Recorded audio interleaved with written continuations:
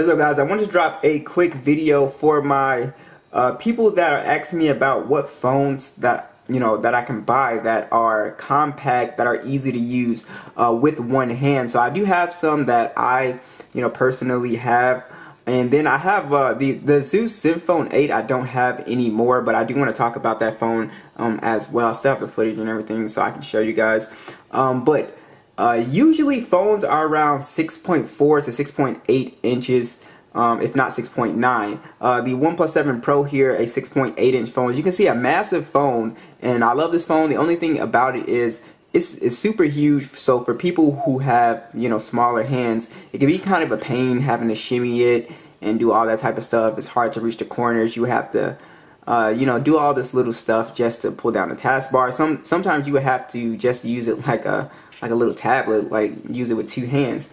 So there's a lot of people out there that want to use their phone with one hand and just have that more comfortable experience. Now with that, there is a price to pay with compact smartphones, and that's really why they've gotten away from it. Compact smartphones do not have the best battery life, so the smaller the phone, obviously the smaller the battery size here. And honestly, a lot of Android smartphone makers really don't even make them. A lot of these phones are going to be older phones. The only company that's making sort of newer compact smartphones is like Apple and Asus with the Asus ZenFone 8, which honestly is kind of pushing it because the Asus ZenFone 8 is 5.9 inches, but we'll talk about that in the sizes here. So I have the Galaxy S10e. This is one of my favorite compact smartphones. The iPhone 12 mini is probably one of the best bets for anybody looking for like the most powerful and you want the latest kind of flagship device here. There's a 13 mini coming out, but honestly don't think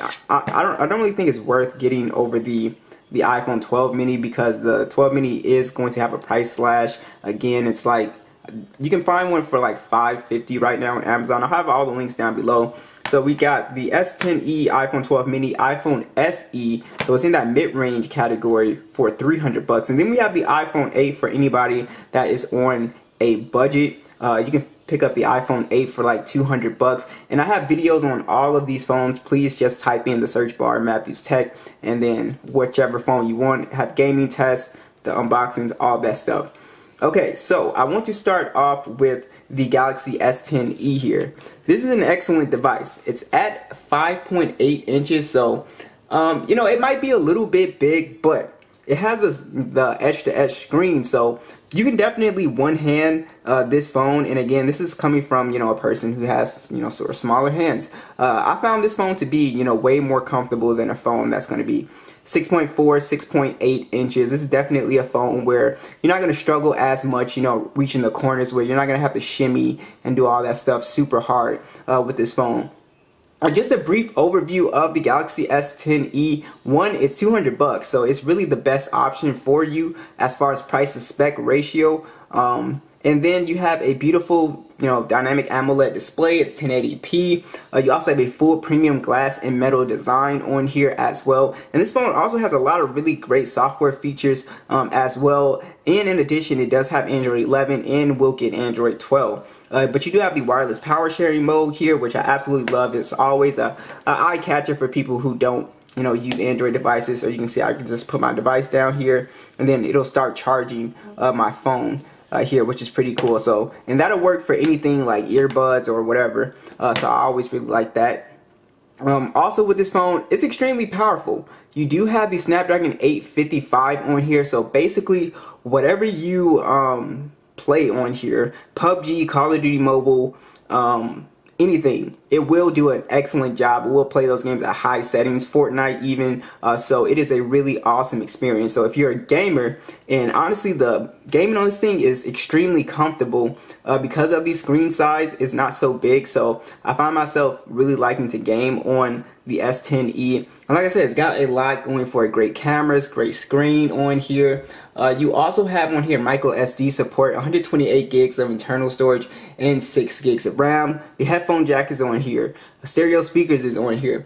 It's really a flagship device. It's got everything that you would really want. NFC, The only thing with this phone, and that is going to be the theme with all these phones, is of course battery life. So battery life is just kind of average on here. I highly recommend staying away from the Exynos version and getting only the Snapdragon version of this phone.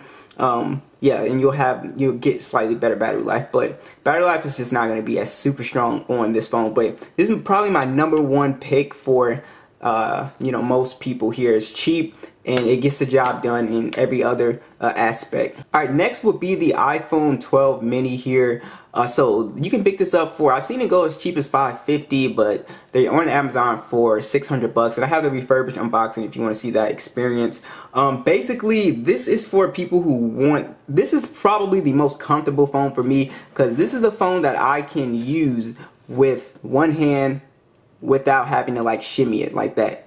Like, I can just get to the corners very easily. So it's a 5.4-inch display, and the only thing with the mini is that, and with the 13 mini I will try that out, but the notch is just kind of big on this smaller display. So that was the only thing with this phone. I actually still use this phone as my secondary phone for one reason. It's because of the pictures on here. The pictures on this phone are amazing, and it takes really good video as well, but the pictures are just excellent. It takes really, really great photos, highly good detailed shots. The selfie cam is great, skin tones are great. It does a very good job in low light as well. And it's a flagship device, so it's a very fast device. Basically anything you play, you will be able to play at max settings.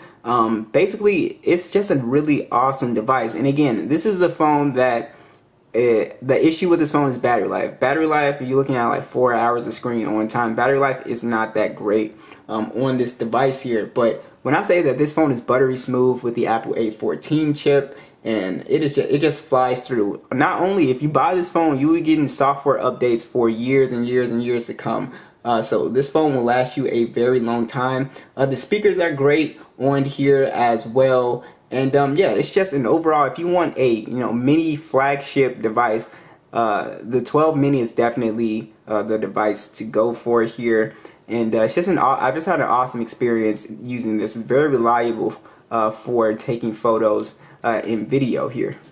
Alright, next is the iPhone SE 2020. This is a interesting and kind of awkward device here because it's got the iPhone 8 style body design here for a phone that came out in 2020, but it's got this crazy souped up processor. So for $300, this thing is extremely fast, and it's basically got a flagship chipset with the Apple A13 and 3 gigs of RAM. So it really does fly when you're just opening applications and stuff like that. It really does not miss a beat as far as like performance wise. It's extremely fast. So the very cool thing about this phone is that you do have a 4.7-inch display on here, so that does make it one of the smaller phones on this list. Extremely easy to one hand with this device, so you won't have any problem. This is really the smallest that you can get.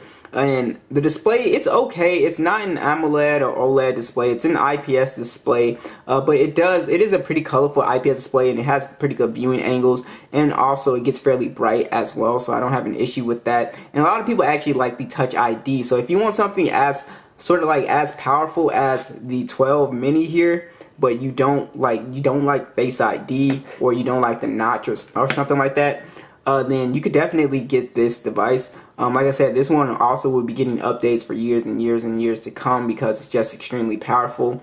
So yeah, when it comes to gaming and stuff like that, it's going to do great. Also, another really great thing that they did with the SE 2020 was they added a really great camera on here.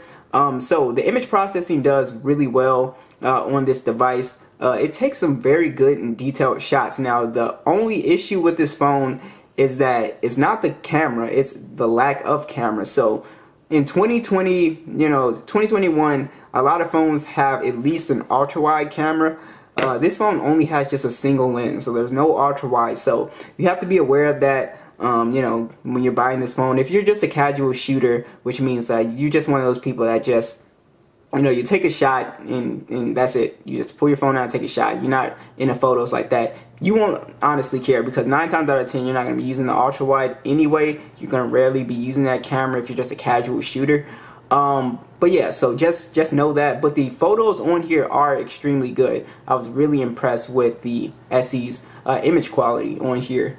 So the other things about this phone, it is IP rated, IP67 rated on here. Touch ID does work really well on here. You also have on here very small battery, so again around like 4 hours of screen on time with good battery health on here. And this phone actually has wireless charging too, which is really nice. Actually all these phones have wireless charging as well. You have stereo speakers on here, so it's an overall solid device. Again, the highlights, extremely powerful, good camera.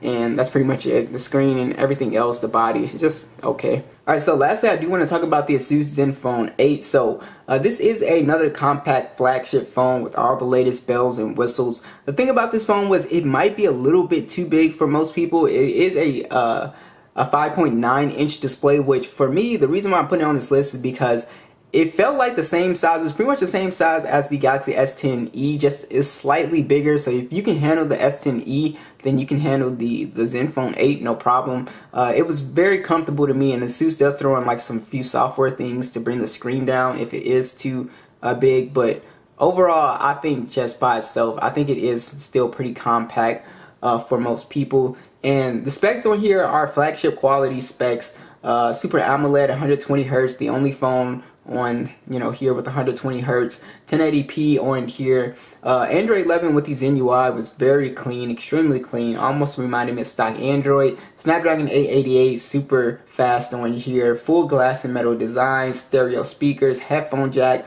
which is really important, so that is there too. Now the battery situation was still pretty much the same at the 4,000 milliamp battery, 30-watt charging. Even though you have a bigger battery, since this is running 120 Hz, it still was getting around like that 4 hours and 30 minutes of screen on time, which still is not that great. So like I said, no matter which phone you go to, the battery life is going to be, kind of mediocre.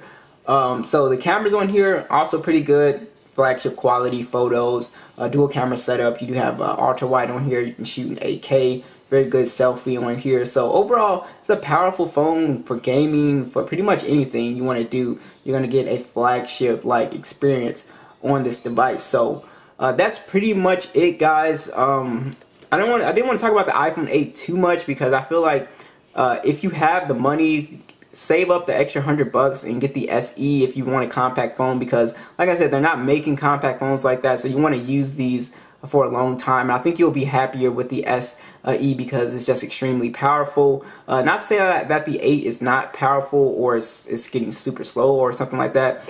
I just prefer you get the SE just because you're going to keep the phone longer.